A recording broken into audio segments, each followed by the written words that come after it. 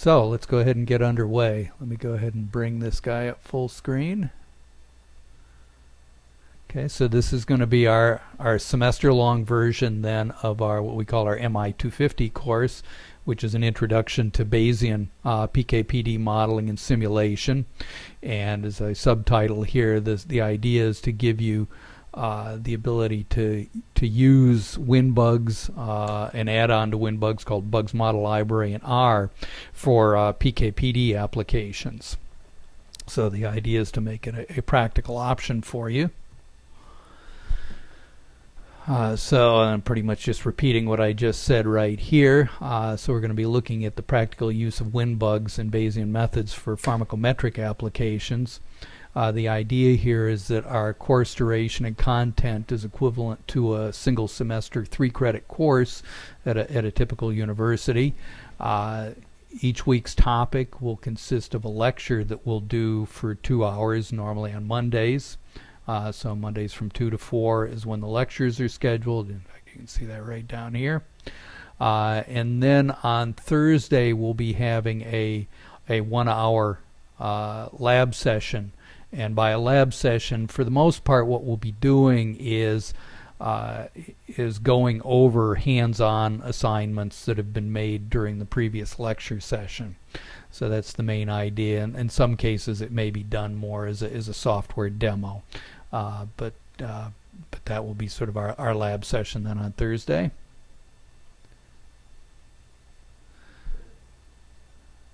Just a little bit on sort of what we see as expectations and requirements if you want to get a certificate for class participation. All of you are expected to at least attempt the hands-on exercises prior to the Thursday lab. Those won't actually be graded, but we'll use that lab as a review session during that lab period. There will be a midterm take-home exam. It'll probably be a multiple choice exam. So that'll be assigned somewhere near the midpoint of the course. And there'll also be a final take-home exam, also primarily multiple choice, that we'll do at the end of the course. As I said, it'll be due a week after it's posted. In addition, for those that want a certificate, you'll be required to complete and submit a modeling project before the end of the course. So that project's going to be based on either real world or something similar to a real world problem, and it'll include components of things like data assembly, model development, evaluation, and so on, and sort of a brief report of the results that you get. We'll have more details on that to follow at some point. And then finally, the overall course grade to be based on a combination of the midterm as 25%, the final another 25%, and the modeling project being the remainder here for half of the grade then.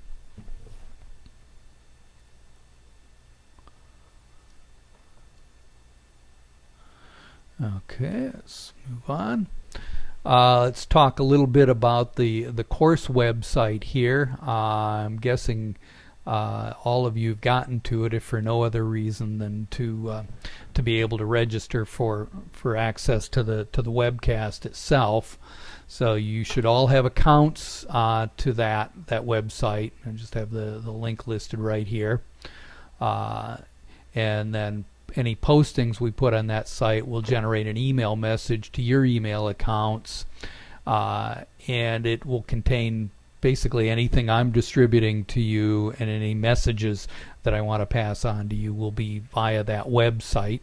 Actually, let's go right to that website. Let's see, what did I do with it? There it is. Just so you can get a view of it here. So for example, there's some different forums that you can participate in. The news forum is primarily more of a one-way thing for us to pass on news to you that's there. Then for questions that you have, questions, comments, in fact you can provide answers too to other students' questions. There's a forum for that, so if you were to click on that, and at the moment I believe it's empty. Yeah, it's empty here, but if you want to add a new question or start a new topic here, you go ahead and click on adding a new discussion topic. Similarly, there may already be some started that you can participate in, but that would be the primary mechanism for Q&A outside the time frame of our actual web meetings.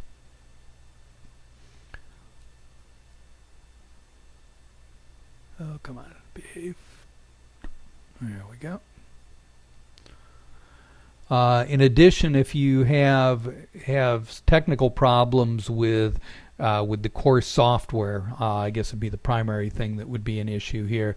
So if you have trouble that when you installed it doesn't work, things that are kind of specific to your setup and would not necessarily be of general interest to the group, the technical support forum is probably the best place to post those sorts of questions, and you can sort of treat that as your help desk for this course, I guess would be one way to view it. So that's available too.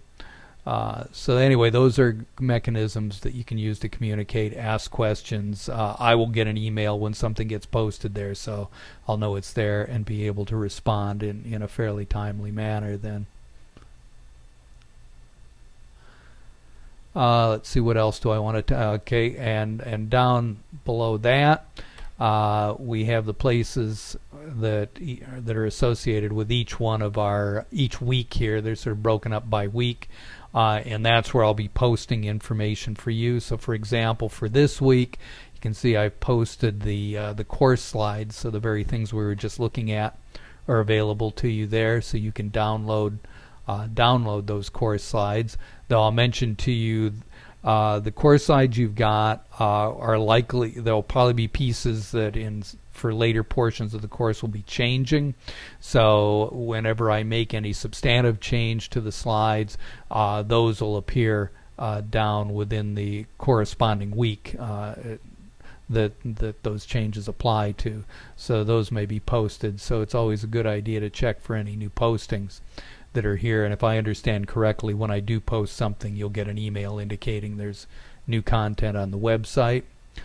Now, something that's been sent to you all, but I don't know if you've received it yet. Perhaps those in the States may have gotten these. Those overseas probably have not, and that's we're going to be sending you a USB flash drive that contains the initial course materials, and that includes the software that we're going to be using throughout the course. So for example, the WinBUGS and an installation of R, as well as some additional components here, and that will, in fact, it will also include the various hands-on examples, at least as they are currently designed, will be included on that USB flash drive. So that has gone out.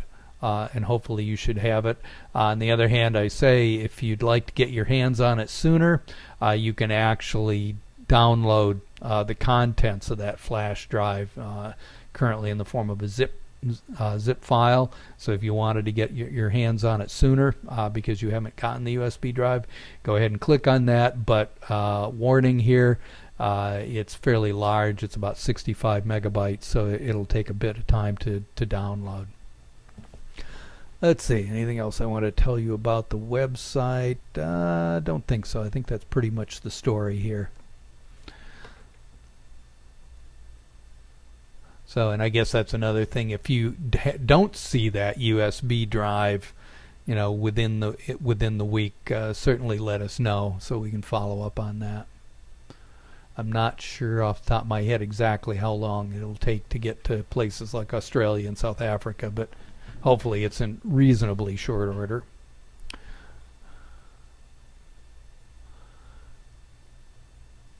Okay, back here. Let's see, is there anything I missed on this here? No, I think we pretty well covered that component. Well, the next thing here is a note that's really only applicable if you choose to download that MI250 USB.zip file. If you choose to do so, this slide describes what you have to do in order to create your own USB flash drive with the contents just like the one we're sending out. And I'll just comment here too. What I'm going to recommend is that we actually do you actually do most of the course problems and so on by actually running everything from that flash drive.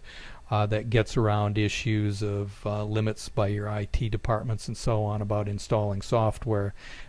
But if you do want to install it on your own machine, I guess why don't you send a note via our website there, send a Q&A note here, and I can give you more explicit description on how you can install it on your own machine. So I'm going to jump by that, but if you do actually want to install it, just go to this page after you've downloaded the slides to your machine, and it'll describe the process.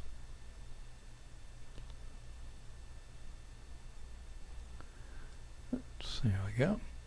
Well, this was just a little bit of a disclaimer here. Just telling you, I'm going to walk through the course outline real quick, but the course outline I have here was originally developed for a 3-day workshop. And all of the listed topics and examples that are in the outline and in the current slides will get covered, but I'm saying that you should anticipate some changes that better fit our 1 semester webcast format versus that 3-day on-site workshop. So there's likely to be some reordering of the topics. I'll probably subdivide some of the tasks within the hands-on examples and add some new topics and examples as we go along. Excuse me. So let's take a quick look at what we're going to be talking about over the semester. First part is just sort of a quick overview of what I see as the current potential role of Bayesian methods in clinical drug development. And then we'll walk through at a fairly quick pace here, just sort of summarizing the Bayesian statistical principles and methods.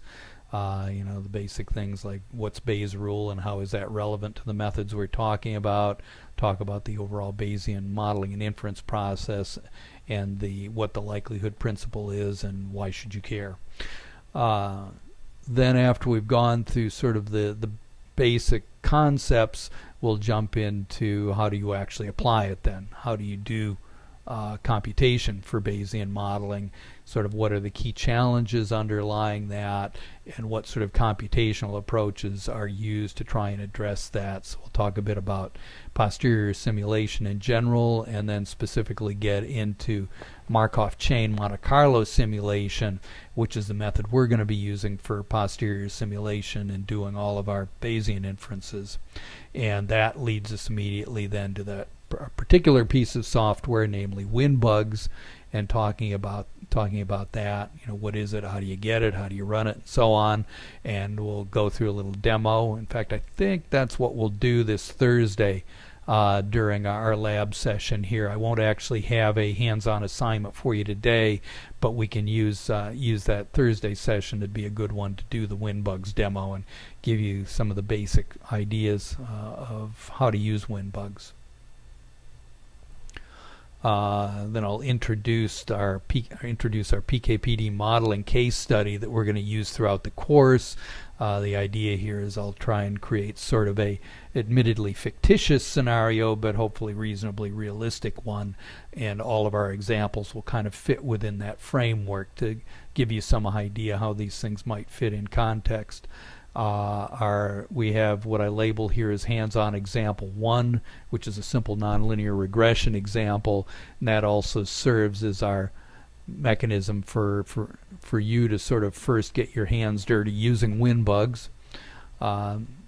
Then we've got a number of topics we'll be hitting on in lecture, how to use WinBUGS scripts so that you don't have to do everything through the GUI. We'll talk about R tools for running WinBUGS and analyzing the MC simulations. And the theme here is you can really think of R as kind of being the glue that we use to stick everything together. WinBUGS may be doing the Markov chain Monte Carlo simulation, but all things like data management, launching of WinBUGS, and then analyzing the results that come out of WinBUGS will all be done within R. Talk about things like how do you assess convergence, and then getting on to how do you program hierarchical models. In other words, things like mixed effects or population models where we have more than one level of random variation as a component of the model. Then we've got our hands-on example 2, which will be a nonlinear mixed effects model. So it's going to be a PK/PD model relating observed drug concentrations to a continuous PD endpoint measured at the same time. Then we move on to a few more topics like model evaluation. I'll introduce you to the BUGSModelLibrary for doing pharmacometric models. This is an add-on to WinBUGS. It plays, for those of you familiar with non-mem, this plays much the same role that PredPP does for non-mem by providing you tools to write compartmental models and to deal with things like complex event schedules, like complicated dosing events, for example. How do you deal with censored events in WinBUGS will be covered. In particular, we'll be taking a look at what do you do when you have data below quantifiable levels. How do you deal with that in the WinBUGS framework? And those things all kind of lead us to doing population PK using WinBUGS. Then we'll head on to talking about things. We'll talk about use of informative prior distributions for clinical pharmacology applications. Probably the most powerful argument for using Bayesian methods will be using such informative priors. We'll talk about using the cut function in WinBUGS for doing simultaneous PK/PD modeling. What do you do if your model is in the form of differential equations for which you don't have an analytic solution? How do you deal with that in WinBUGS? And we'll talk about that. And in fact, the next major hands-on example will be an application of that. And then finally, a few topics at the tail end here. We'll talk a bit about a few published examples of Bayesian applications. Talk about things to consider when deciding what kind of method or tool to use. When should you consider Bayesian methods versus maximum likelihood, when to use things like WinBUGS versus non-mem or some other tool, and finally wrap up talking a bit about what we didn't cover and other things that you may want to look at. Let's see, what else should I mention here? Okay, so anyway, that was kind of the outline of the topics we're going to do. Just mention to you that your use of the materials that we provide you in the course is subject to the terms of a courseware license agreement that we have. Actually, let me quickly jump down to that. That sounds a lot more ominous than it is, because it's actually a pretty lax agreement in some ways. Let me take you, actually there's a whole lot of usual legal bulletproofing and so on, but the key elements here are, let's see, okay, the key items here are number 3 and 4 in here. Basically this is saying that we grant you fair use of the material in here for non-commercial educational purposes or for commercial and non-commercial research purposes. So for example, you can use or adapt the example code sets that we provide in here, and you can use them for research projects, whether commercial or non-commercial. So you've got pretty wide latitude in the use of those. The key issue, the key restriction is really in number 4 here, saying you can make wide use of it, but you may not use the courseware to create a new public training course, whether commercial or non-commercial. So that's the primary limitation, is basically not wanting you to go off and use the materials we have here to do exactly what we're doing at this moment. Okay, but again, for your own research work and so on, all of the materials here are fair game.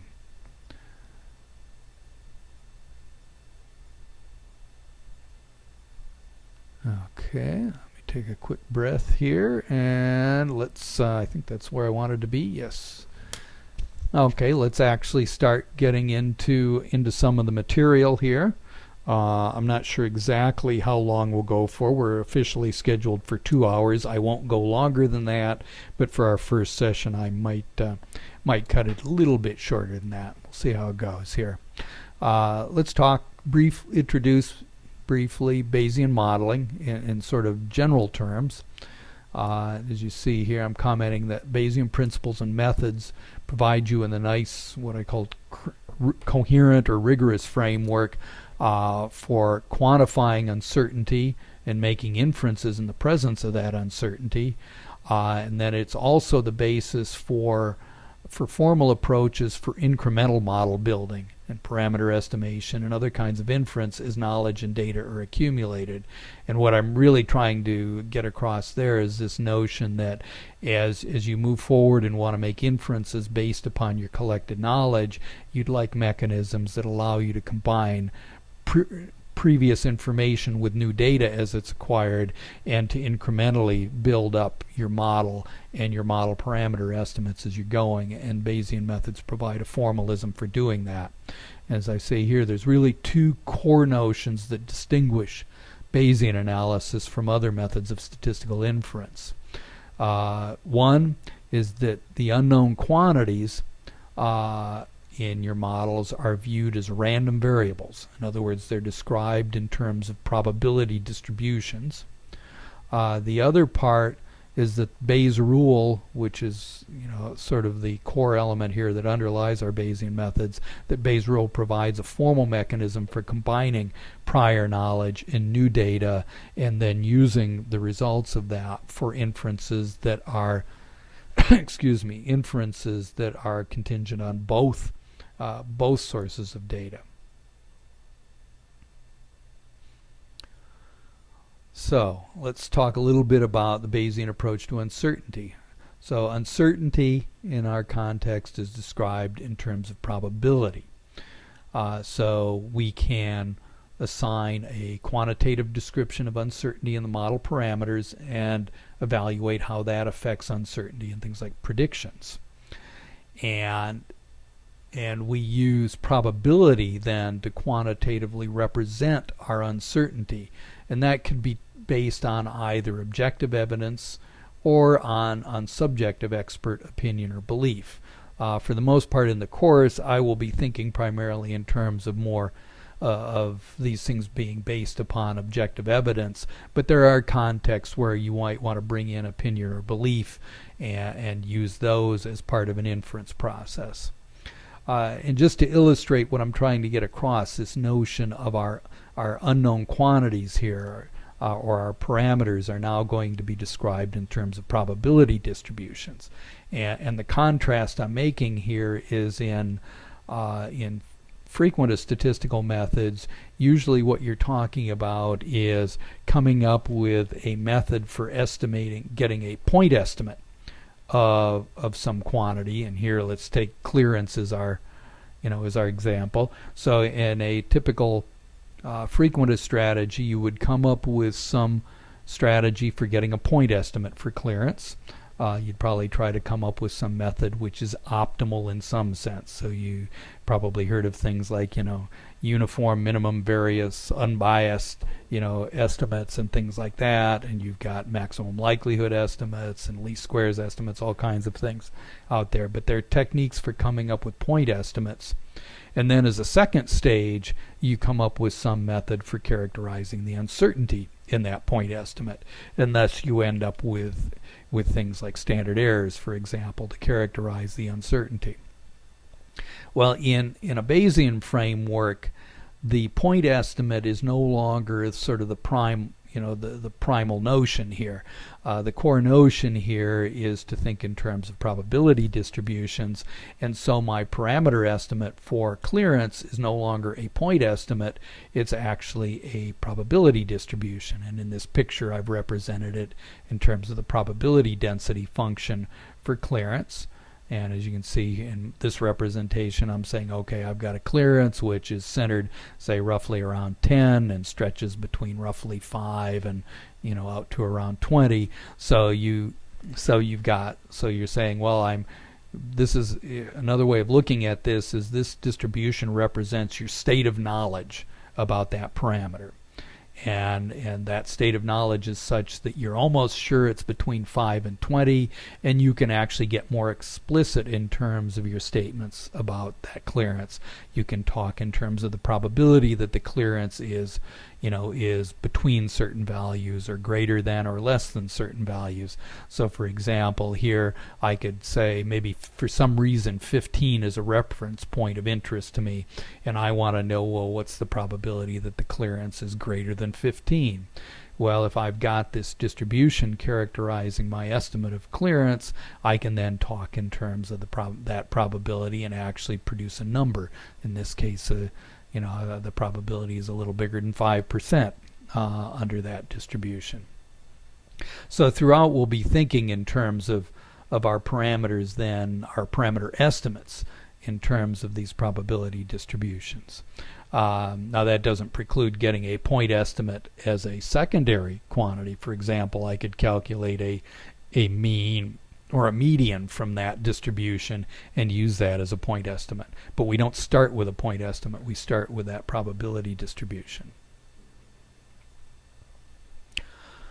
So where would we want to use these sorts of methods? Well, let me start out maybe where we can use them, and then as we proceed through the course we'll get a better idea of where, when are Bayesian methods particularly valuable, when are they, and then there'll be other contexts where they're perfectly good, but they may not offer something special. And hopefully as we go through the course, you'll get some idea of of how to make that kind of a distinction. But let's talk about where you could use them. So that's why I say the current and potential role for Bayesian methods in clinical drug development. Well, pretty much any place you use other methods, whether you're using non-mem to do essentially maximum likelihood estimation or some other tool, any place you do that, you could be using a Bayesian method. And that's throughout. You can use it for the model development process, and we could use, for example, Bayesian hierarchical models for the population model. There are methods for model evaluation and selection that have grown out of the Bayesian framework. There are places now where Bayesian methods come into their own and become particularly powerful is when we want to combine new data with prior data and knowledge. And in particular, I'm thinking of quantitative knowledge in that context. And the Bayesian methods provide us with a formal way of dealing with that, which is not available in other contexts. Bayesian methods provide a good basis for the quantitative treatment of uncertainty when we do simulations, such as simulating drug treatments to optimize treatment regimens, or simulating clinical trials in order to optimize clinical trial designs. We can do those simulations in ways that that clearly recognizes the uncertainty in our model parameter estimates as part of that process. Finally, Bayesian methods include a collection of knowledge here about something called Bayesian decision analysis, which provides a formalism for optimization of various kinds. And you can use it for optimizing clinical trial design, optimizing even larger scale things like entire development programs. You can use it for optimizing treatment regimens, and they're particularly powerful in the context of adaptive trial designs, where that optimization process may be occurring repeatedly as a trial proceeds. What I'm going to do here is go through a couple of what I'm terming motivating scenarios. So these are examples, I'm not actually going to give the full example. I'm going to sort of pose the scenarios pose the scenarios now, suggest that you think about those, ask yourself now, how would you approach it given the tools that you're already familiar with, and then we're going to be revisiting this when we get to the end of the course, and that will be a good time. There I will be suggesting how they can be dealt with dealt with once you have the Bayesian methods in there, and that'll be a good point, I guess, for you to evaluate, gee, did you gain something, or did we gain something by learning these methods and applying them instead of what you knew at the start of the course. So let's start out with the first one. Okay, so now let's suppose that you need to characterize the risk to human workers that's posed by a chemical here called VOCX in the air. So it's a volatile organic compound. So it's something that will be present in the air in the workplace. Let's say it's known to cause a range of adverse health effects. And because of its toxicity, we can't perform controlled studies that involve administration of VOCX to humans. And as a result, we don't have any direct knowledge about the toxicokinetics in humans. And we don't know things like the relationships between atmospheric pressure, systemic exposure, and toxicity in humans. But then let's say we do have that kind of information for 3 other species, and maybe some limited information is available for some closely related compounds. And by that I mean limited information in humans for some closely related compounds. Maybe some observational studies that involved exposure to such compounds in humans, and maybe some PK data and so on.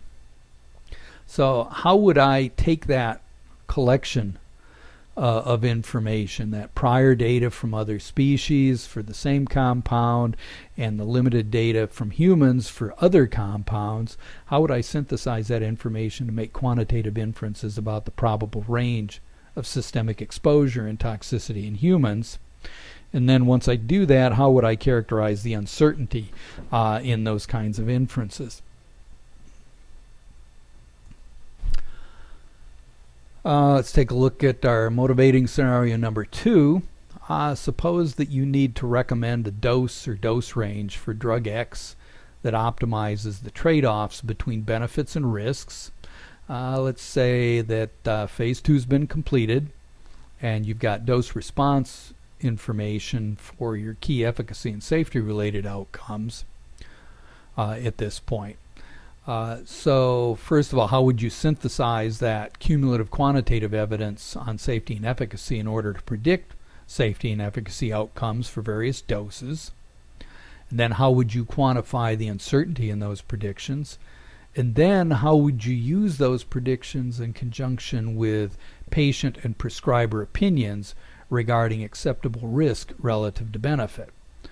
Put another way, how would you combine fairly objective quantitative information about outcomes with the value systems of patients and prescribers in order to optimize the treatment regimens?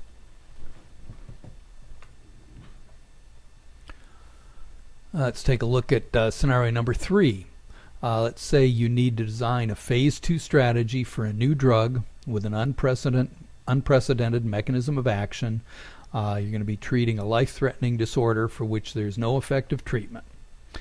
And there's a very large uncertainty in whether the known pharmacological effects of the drug will actually translate into therapeutic benefit, and even more uncertainty about the dose response of both efficacy and safety related outcomes. And as I say, as a result, conventional dose finding using 3 to 4 active doses has a pretty high risk of failing to show a good dose response information.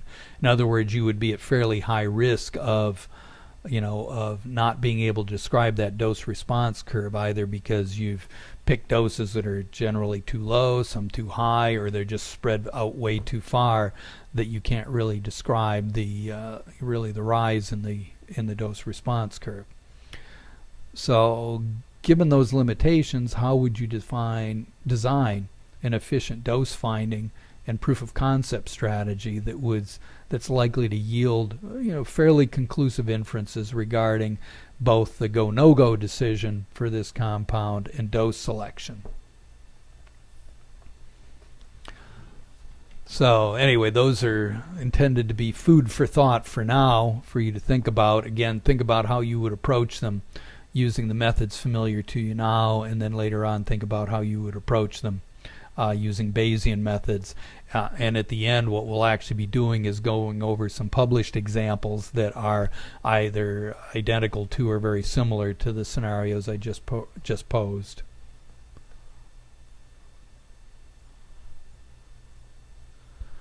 So let's go a little further on the statistical principles and methods. I kind of gave you a somewhat heuristic look to begin with. Let's get a little bit more concrete as we go through this, as I introduce you to those. So our Bayesian approach to statistical inference then is one, our model parameters and predictions are described in terms of probability distributions that represent our uncertainty in those quantities. The results will always reflect the combined evidence of data and prior knowledge and belief. We're going to be focusing on estimation and inferences that relate to probabilities of unknown quantities. Those unknown quantities are going to be things like parameters, potential future data, in other words predictions, and any hypotheses that we may have. The inferences that we're going to be doing are going to be described directly in terms of probabilities. The Bayesian analog to a hypothesis test, for example, would be to talk about the probability of no treatment given data. So that would be analogous to the classic hypothesis test with a null hypothesis that the treatment effect is 0. And then the analog to the Bayesian analog to interval estimation, as we'd talk in terms of the probability that a parameter value lies within a given interval given our data.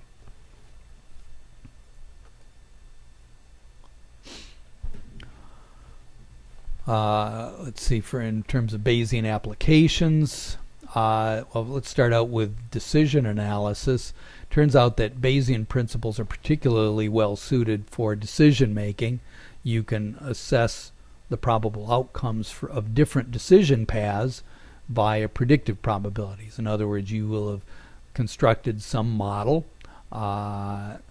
based upon prior data, and that model will now have all of your parameters and any predictions described in terms of probability distributions, so you can make predictions of what would happen if you take different decision paths using your model, and then you would simulate the different possible decision paths, and then you'd choose the decision that maximizes what we term the average gain, or equivalently minimizes the average loss. The piece I haven't really told you about there is what the heck is this gain and loss, and we'll touch a bit more on that later. But the notion here is gain and loss would be something determined by the value systems of the decision makers here. So again, the decision process is something that combines that more objective quantitative information with the value systems of the decision makers. And we can use Bayesian methods then for modeling and simulation. And just commenting here that, well, what isn't stated here is that years ago, how many years now? I guess, say if we start talking in the 15 to 20 years ago, doing Bayesian inference on complicated modeling problems was prohibitive because the computational demands were so severe. But since the advent of Markov chain Monte Carlo simulation, plus the improvements over the years in both software and hardware, Bayesian modeling and simulation has become a practical option for the kinds of applications that we do. And in particular, it's possible to model pretty complex nonlinear systems like PK/PD models, or complex processes like the entirety of a clinical trial. So they've become practical options in a number of situations. So let's jump into sort of the underlying theoretical core here. Let's start with good old Bayes' rule. Because that really is our basis then for inferences about model parameters given data and prior knowledge about our model parameters. And here I need to start by explaining some terminology. Because first of all, Bayes' rule itself is really just a simple theorem that follows from the definition of conditional probability, and it's actually not unique to Bayesian statistical methods. It's something that frequentists would not argue with the underlying equation that we've got written here. Where things become more Bayesian in the sense of using Bayesian methods or Bayesian inferences is in the way we interpret Bayes' rule in this case. And the way we're going to be interpreting it here is where we're going to use theta here to represent our model parameters. So usually this is going to be more than just a single value. It could just be a single parameter, but more often we're going to be working with contexts where this theta is going to be a vector of multiple parameters. And then I'll use y here to represent our data. And again, y is generally going to be a vector, or maybe even a more complicated sort of structure containing multiple measurements in here. So we have that. And so those are the key components we're interested in, and the way we're going to tie these things together is by a Bayes rule. So first of all, just make sure we just got the core of Bayes rule without even all the interpretation. So all Bayes rule is saying is that, first of all of these p's here, if we're talking about continuous quantities here, p would be a probability density. If we were talking about something discrete, it would be just probability. Most of the contexts we're going to be thinking about initially are going to be continuous, so let's think of them as densities for the most part. So on the left hand side, what we've got then is a probability density for theta conditioned on y, and that equals then the product of the marginal probability for theta times the conditional probability of y given theta. In other words, the reverse of what we see on the left-hand side. And then you have to have a normalizing term here, which is just the marginal probability or probability density for y. So that, again, that's just a simple statement that follows from the definition of conditional probability in here. And then we can take this a step further. If we go over to the right, all this is showing is a way of calculating the marginal distribution of y given the two components we have in the numerator here. So we've got our marginal of theta with our conditional for y given theta, and then if you integrate that over theta, you just get this marginal distribution. Now, if we're going to view this whole thing as a function of theta, then we can simply say that this quantity here on the left-hand side is proportional to our marginal distribution of theta and then our distribution of y given theta. So again, all of that is pretty much non-controversial here. Now, let's put in some interpretation around these things. So theta now being our parameters, then we're going to use this marginal distribution, our p of theta, actually we're going to use to represent our state of knowledge about theta before observing y. In other words, before observing the data. So, and that's commonly termed the prior distribution.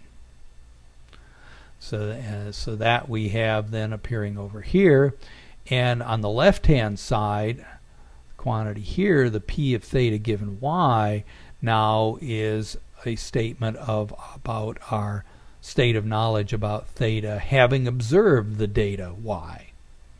And we commonly call that the posterior distribution. And thus we now see this on the other piece that's missing here is on top here we have the term right here, the p of y given theta. So that then is a probability distribution describing our observations given the data theta, or I'm sorry, given the parameters theta, and that is commonly termed the likelihood function. In fact, that's for when you do maximum likelihood, that's exactly the thing you're working with. As you work with that likelihood and you look for maximum likelihood method, you look for the values of theta that maximize the value of this function. So you plug in the observed values y, those are fixed values, and you vary theta until you find the values that maximize that quantity, and that's your maximum likelihood method. In our case, we don't do that. We take our model, our p of y given theta, again it's our likelihood function, and we don't search for theta in that fashion. Instead, we put it in here to generate the posterior distribution, a function describing that. We plug in our observed data y, and the rest of this all follows then from having specified the prior and the likelihood.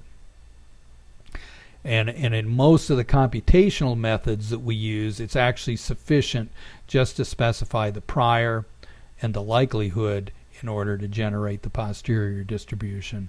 Most of the computational methods can sort of take care of the normalizing constant on their own. Okay, so that's beginning to introduce us to the underlying concept. So how do we actually use that in a statistical inference process? Let's actually walk through that process. So we have to first of all assess or specify a prior distribution for our parameters. So again, we've got theta. Our parameters are being specified as random variables.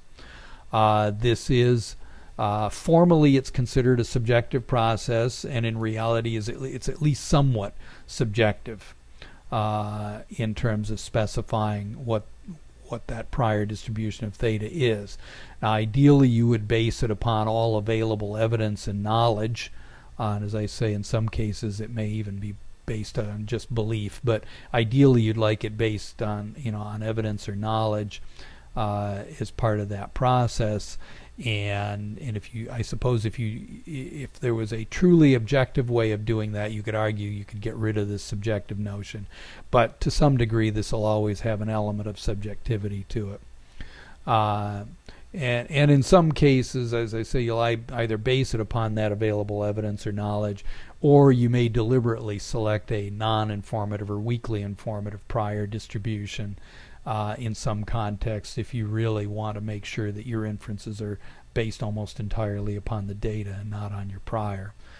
Here I give you some terms that show up in the literature regarding weakly informative or non-informative priors. You'll see terms like reference priors, vague priors, and improper priors out there, and I won't go through explicitly what there is some distinction between them, but for the most part you can think of them as synonyms for this notion of non-informative. Okay, so you have to come up with the prior distribution. The other step here is you have to construct a model for your data, and that's our likelihood function here, our p of y given theta. And again, that's also known then as the likelihood function when you view it as a function of theta rather than as a function of y. So you come up with those two. You then calculate your posterior distribution, which you can do once you have your likelihood and your prior. You can calculate the posterior distribution by essentially multiplying those two together, and that's what I'm going to be using then for inferences regarding my parameter values, because now I've got a probabilistic statement that says essentially what I know now that I've observed my data y. If you're interested in making inferences about predicted new data, that's what I called y new here to represent predicted data. If I want to do that, I use the so-called posterior predictive distribution, and that's what I've written here as p of y new given y, and that's actually derived then from our posterior distribution. So we take our posterior, you take the original likelihood function, but now you don't plug in the observed data in here. It's now a probability distribution with the y new in here, our unknown predictions. If I integrate that over theta, then I get exactly the posterior distribution that I want. We'll see later on that that nasty looking integral here isn't going to cause us so much problem when we start putting this into a simulation strategy.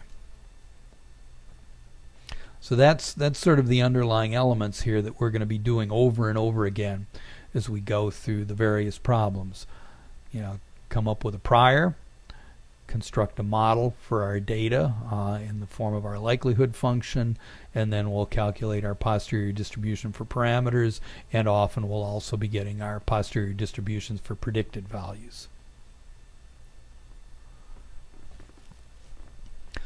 Let's try and make this again a little bit more concrete by doing a specific example. What I'm going to do is just do a very simple one parameter example.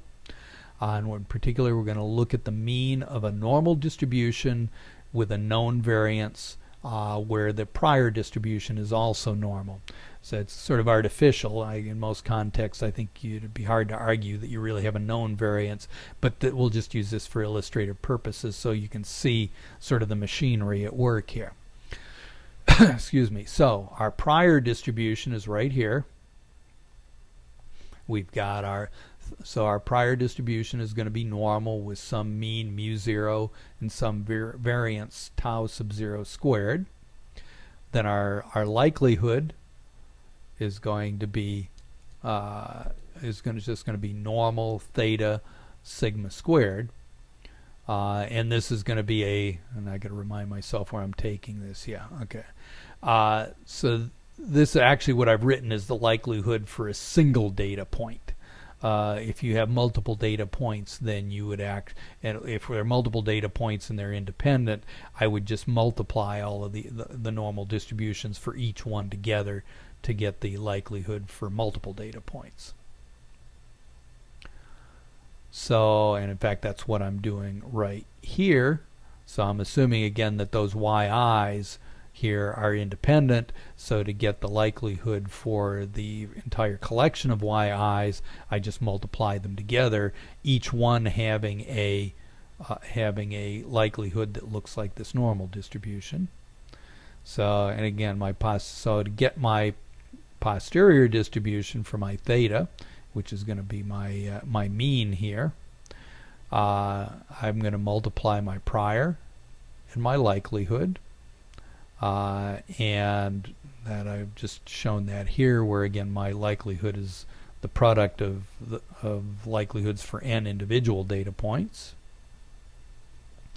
If I then do a bunch of algebra where I just plug in these two normal distributions in here, so these are the key components of the normal distribution. I've ignored the constant terms in front of them here because the proportionality will still hold if I dump those constant terms in here.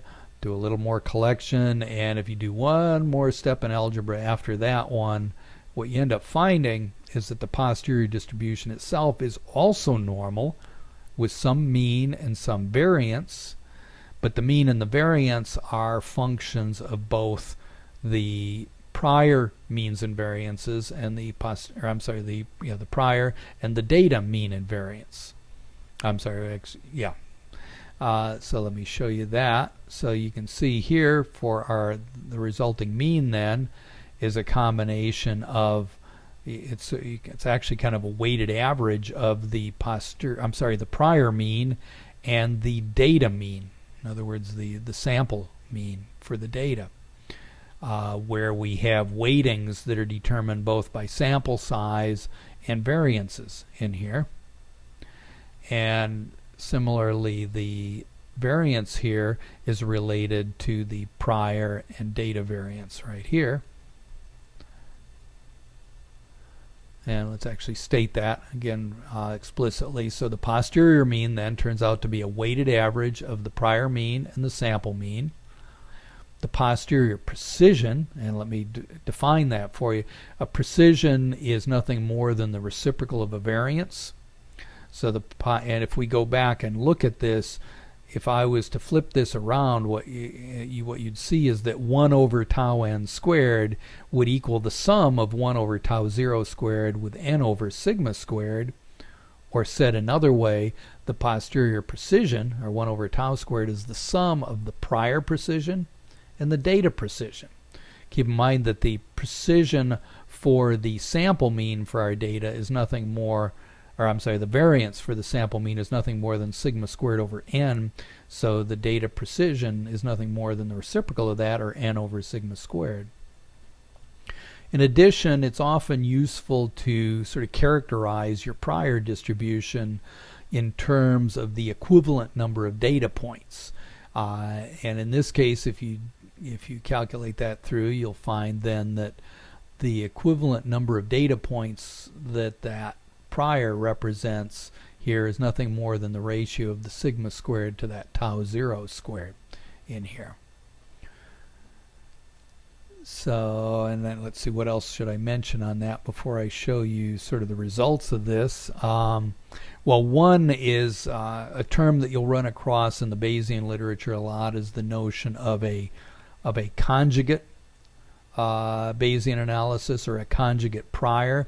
This is an example with that, because when you would say a prior and a likelihood are a conjugate pair if the posterior distribution has the same is the same class of distribution as the prior. And in this case, notice everything is normals. The prior, the likelihood, and the posterior are all normals, so this represents a conjugate system for that. And in those conjugate systems, typically you can get analytic solutions for the problem. And if life was usually that simple, it'd be great. Of course, that won't be when we get to the nonlinear models we're talking about later. But anyway, but that's just so that you know this notion of a conjugate Bayesian model. So, what does this look like? Let's take, what we're going to do is take exactly this problem. We're going to plug in some values here. Excuse me.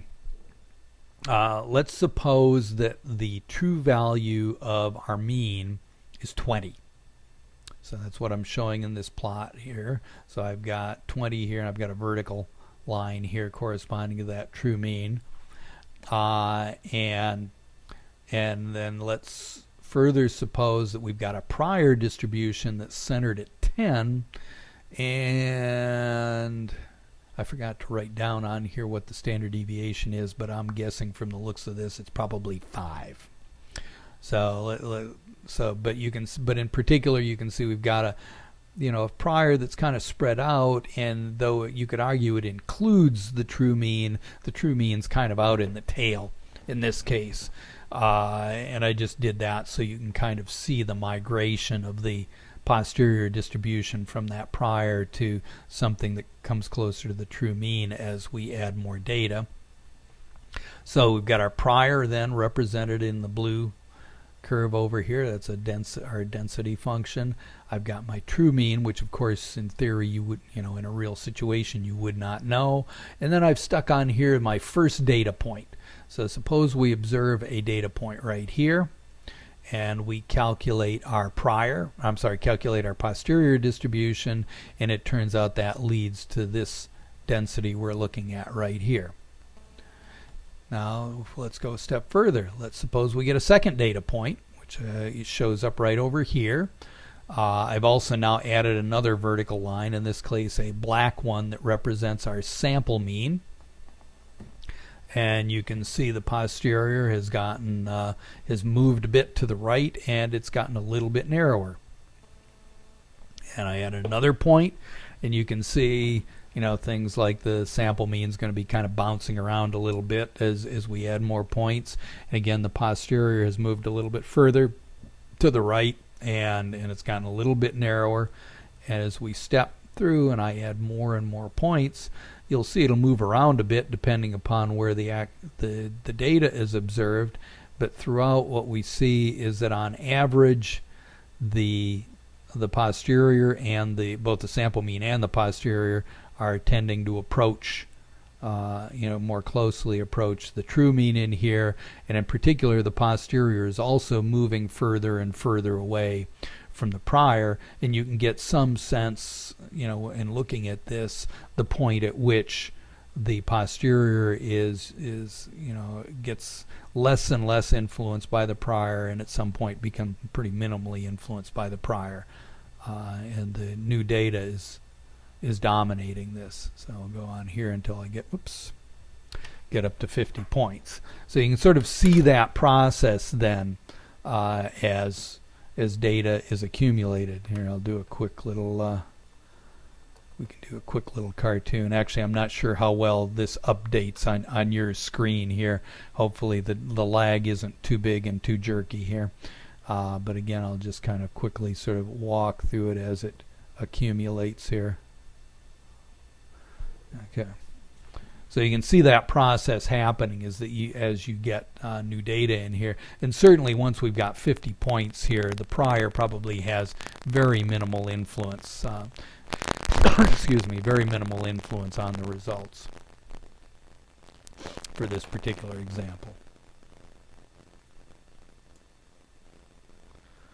Let me also mention the likelihood principle, which turns out to follow from the underlying Bayes rule in here. Basically what the likelihood principle says is it says that our likelihood function, p of y given theta, contains all the information in our observed data, y, from an experiment that's relevant to inferences about our parameter theta. It turns out that follows directly from Bayes' rule in Bayesian inference. So you can think of it as being a theorem of those underlying principles. And again, basically what it's saying is that I'm breaking here. How long is that message sitting there? Let's see. Might you let me know when I'm breaking up?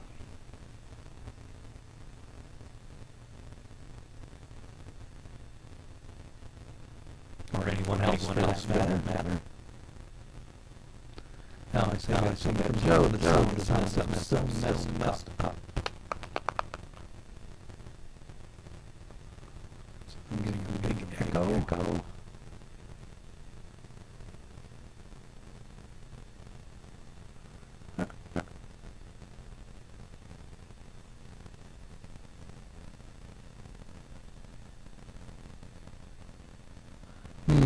Trying to think of what could be causing the problem. Any ideas, Joe? Just static. And first of all, let me make sure I haven't just bumped something with my mic.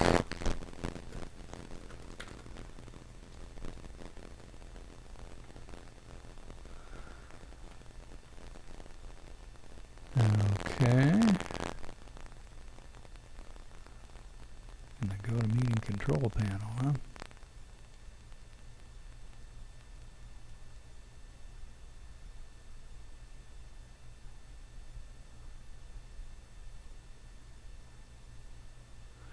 Sorry, while I'm trying to work through this, let's see. Joe, I'm actually not sure what you're... Joe just says it sounds fine. Anybody else out there?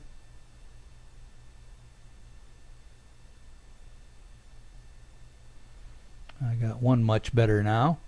Okay, not sure what the story was. Maybe I bumped a connection somewhere here. Hopefully you haven't missed too much along the way.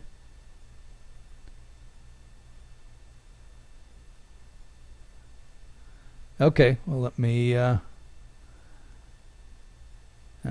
go ahead. If somewhere along the way, if you want to let me know how much you may have missed as we were going along.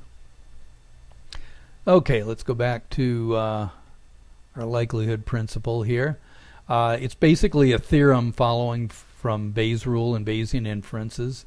It pretty much just says that inferences should be based on what you have observed, not on what might have been observed. And that turns out to be a key distinction from frequentist principles and methods, at least in the context of things like hypothesis testing, particularly when we're talking about things like interim analyses and doing sequential hypothesis tests. And that in turn has some important practical consequences for clinical trial design and analysis. It removes a number of frequentist restrictions and penalties on things like interim analysis and interim design changes, such as adaptive dose assignments. and I just include sort of a little admonition here on that doesn't mean it's a free-for-all. How you collect the data is still relevant, and the example I give here is that randomization is still a necessary element of experimental design to assure things like exchangeability, which in turn is necessary for validity of causal inference. So there's still some important elements there, but what it gets you away from is things like doing various kinds of penalties on interim analyses in order to assure certain properties. We'll have more on later on that. I was just going to step through a few sort of loose comments here comparing Bayesian and frequentist inferences. Unfortunately, these are kind of sound bites, so they don't tell the whole story, but I can at least give you some idea of some of the differences here. Well, first of all, in probability concepts. In the Bayesian world, we talk about the probability of parameters and predicted data given observed data. Whereas in a frequentist context, typically things are structured where you talk in terms of probability of observed data given parameters. So, for example, if we're talking about in the typical hypothesis testing construct, you're usually talking about, well, what's the probability I could have observed the data I did if my parameters had values consistent with a null hypothesis? Whereas instead in a Bayesian framework, you would talk about the values of those parameters and you describe that in terms of a probability distribution. You would then compare that probability distribution to a value consistent with a null hypothesis, like say no treatment effect or something like that. So it's a different way of viewing the problem. Again, it's basically in Bayesian world you talk about the probability of things that you don't know, whereas in the frequentist context, in a sense, you're talking about the probability of something that you know with certainty, namely what the value of an observed value quantity is. In terms of the evidence that's used in the analyses, now the Bayesian ideal is to use all available relevant information and knowledge. And as I comment here, well, that's conceptually appealing, but it's kind of hard work to do correctly and honestly. In reality, we usually do something short of covering all available information and knowledge that's there.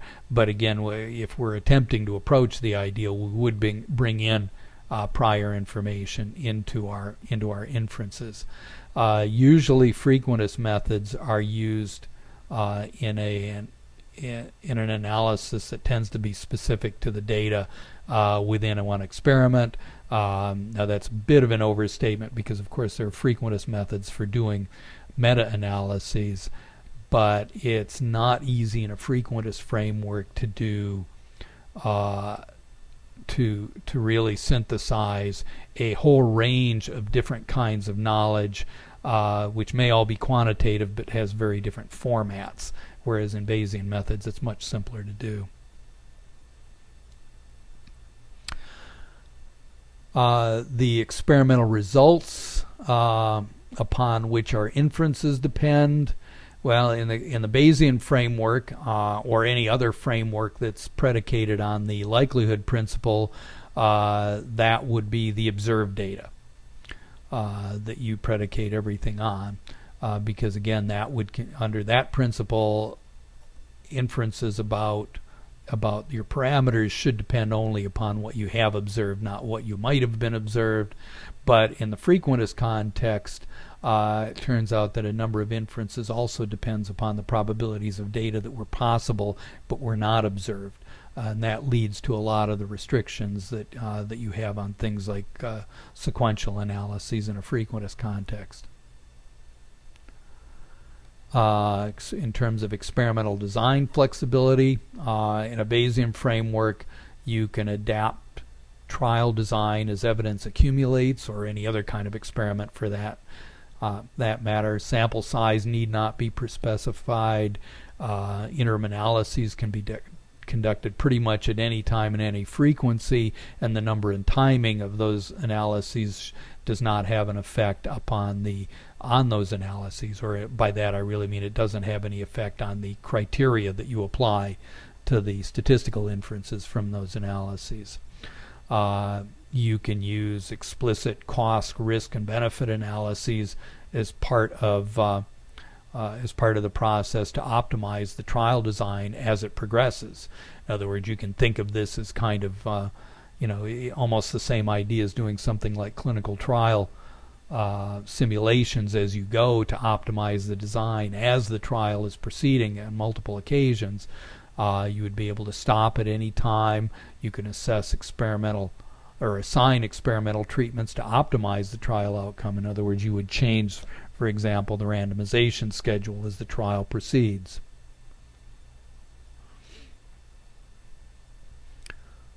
Let's see, where was it going here? Okay. So it provides a great deal of flexibility. Now, in the frequentist context, the inferences depend upon the trial design and require that a pre-specified design be followed to some degree. There have been some more recent methods that people have come up with that relax that to some degree, but they do tend to be somewhat harder to use, I would argue, than the Bayesian methods. As I say, interim analyses are possible, but more restricted. Usually they need to be pre-specified, and the number and timing affects the analyses in here. Actually, what I've seen increasingly being done is even if you want good frequentist operating characteristics and you want to insist upon a particular type 1 error, for example, but you still want the kind of flexibility you can get with Bayesian methods, what's often done now is to actually use the Bayesian machinery to do the analyses and allow you the flexibility, but then calibrate the decision rules so that the end result will have suitable frequentist properties. So to some degree it's kind of, I guess, having your cake and eat it too, if you tend to want to still have good frequentist properties as part of it. Okay, another thing is more general decision making. In the Bayesian world, formal decision analysis is conceptually pretty simple. It's just this idea that you maximize the expected or average gain or minimize the average loss. In the frequentist world, the formal decision analysis is possible, and there is a literature on that, but it's conceptually and operationally pretty difficult, and historically it's just been avoided.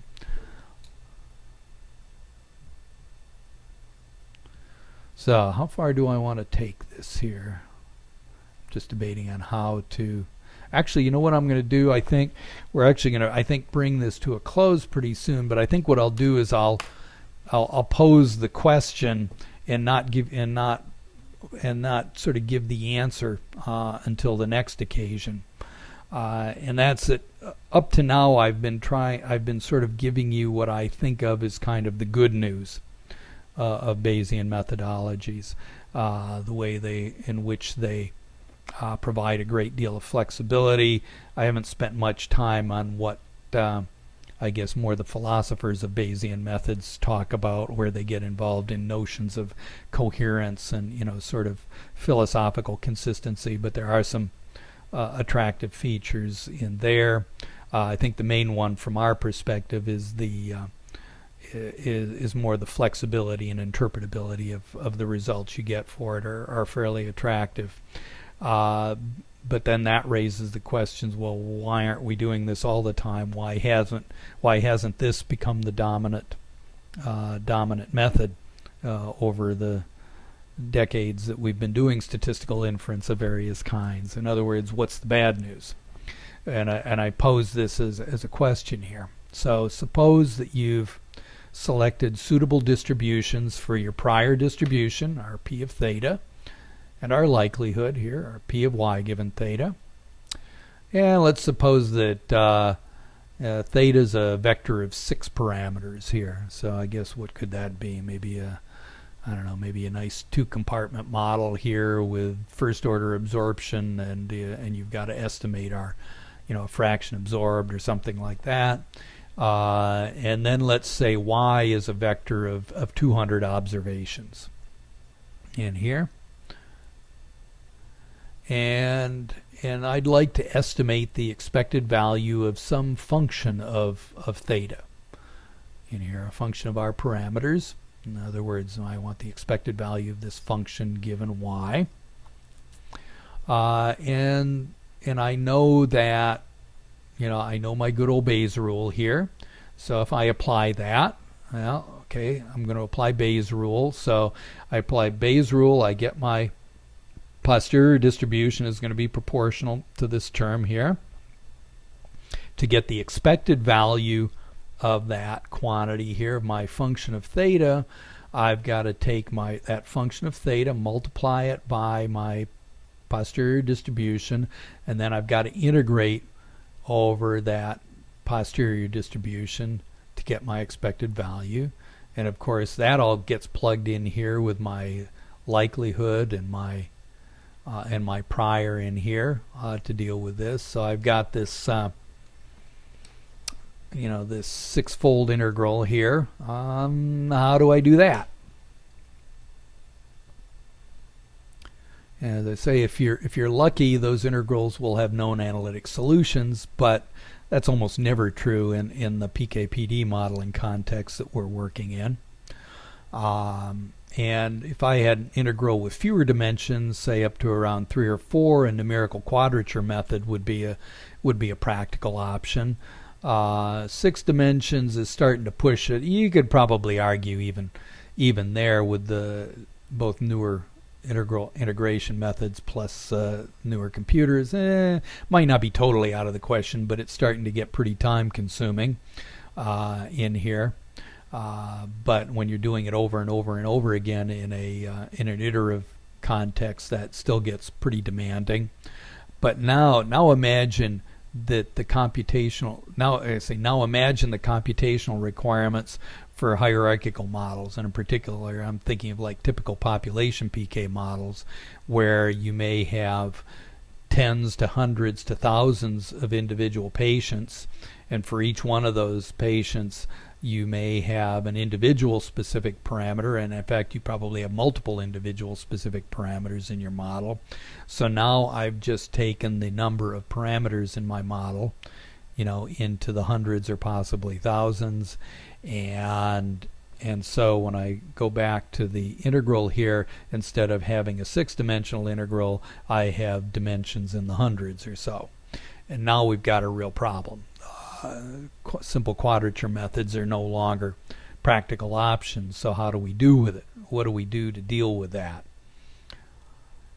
And what I'll just sort of open up the door here and just point you to where we'll start the next time, which is, as I say, there's hope in the form of something called posterior simulation, and that's the kind of methodology that we're going to be using throughout the course in order to do these kinds of Bayesian inferences. So what I'm going to do here is actually close out at this point for today, and we're going to get what we're going to be jumping into next week. We'll be in terms of the lecture portion, as we'll be jumping into a lot about the computational methods that we use for Bayesian inferences, but you'll also be getting a sort of a somewhat practical sneak peek at that this Thursday during our lab session. What I'll do is start familiarizing you with the software that we've sent out to you, and the process of running WinBUGS, and hopefully I think within an hour time frame I should be able to both get you initially familiar with that, and we'll start by looking at just a very simple example of doing a WinBUGS analysis, and in the process also kind of orient you to some of the pieces that are there, things like the help files and so on, which can then lead you to various things you can look through, tutorials and so on. One other thing before I leave you, I just realized something I did want to show you before we go. Let me take you down to our publications down here that I list here. I list various references at the end. There's a few of them, but I'll point up maybe a couple in particular. By far, well, first of all, there is no, I guess, text for this course other than the slides I'm providing you. But if I had to pick a particular book to use as a reference, it would be this book here by Gelman, Carlin, Stern, and Rubin. It was the first edition of that I cut my teeth on, and that I found of the other things I've seen is probably the best one for practical modelers. Some of the other ones get more involved in the underlying conceptual and philosophical frameworks and so on. This one is far more practical, I would say, than many of the others, and I've found it quite useful. Just to give you, I think I actually have a quick picture of that guy. That's just so that you can get some idea what it looks like. But so it's one I would pretty strongly recommend as a reference to begin with. So that would be my first choice. There are others here I list that are certainly worthwhile looking at, but again, that would be the biggie. The Carlin and Lewis book is one that's at roughly the same level as is the book by Christian Robert, but their approaches tend to be they're probably more oriented towards what shall I say, statisticians as opposed to biological modelers. Though the first one is also certainly written by and for statisticians. It's got more of the type of modeling orientation that I think would be most of us would be comfortable with. For decision theory, it's getting a little long in the tooth here, but the book by James Berger is probably still certainly one of the best, if not the best, out there. If you want to have something to get some idea of what's inside bugs, this paper by David Lunn and et al. Here is a good read to give you some basic idea of what's going on inside WinBUGS. Let's see, if you want to see more about biomedical applications, probably the best book for that is this one here by Spiegelhalter, Abrams, and Miles. So I'd look at that. If you're really into the numerical analytical aspects here, these two books by Robert and Casella are probably the best ones out there for that.